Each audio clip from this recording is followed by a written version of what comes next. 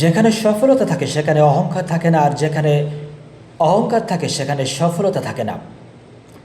কারণ আল্লাহ রাব্বুল আলামিন হাদিসের কুদসিতে বলেছেন, অহংকার হচ্ছে আমার চাদর স্বরূপ আর শ্রেষ্ঠত্ব হচ্ছে আমার লুঙ্গি স্বরূপ। যে এই দুটো নিয়ে টানাটানি করবে তাকে আমি জাহান্নামে নিক্ষেপ করব। চরমনায় পীর সাহেব, আপনাকে বলছি, আপনি ৮ দলীয় জোট গঠন করেছেন, আপনি যাকে তাকে রাখবেন, যাকে তাকে যখন তখন আপনি বের করে দেবেন, এমন বক্তব্য দেওয়ার সাহস আপনি কোথা থেকে পেলেন? আপনি একটা পীর দাবি করেন, একটা পীরিত্ব এত অহংকার থাকার কথা না? আজকে আপনি ক্ষমতার দাপটে, ক্ষমতার লোভে আপনার পা মাটিতে পড়ে না। আপনি এককভাবে ৩০০ আসনে প্রার্থী দেন তো আপনার প্রত্যেকটা আসনে আপনার প্রার্থীতা বাজেয়াপ্ত হবে।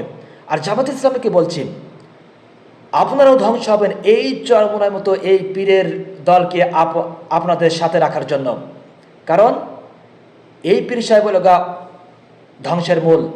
যখনই এই পীর সাহেবের মুরিদদের ফাটল পড়বে, তখনই এই পীর সাহেব আপনাদের সাথে বেইমানি করবে, আপনাদের সাথে দুই নাম্বারি করবে। তাই জামাত ইসলামকে বলবো, খুবই সাবধান, এই পীর, এই চরমোনাই থেকে আপনারা দূরে থাকুন এবং সাবধানে থাকুন।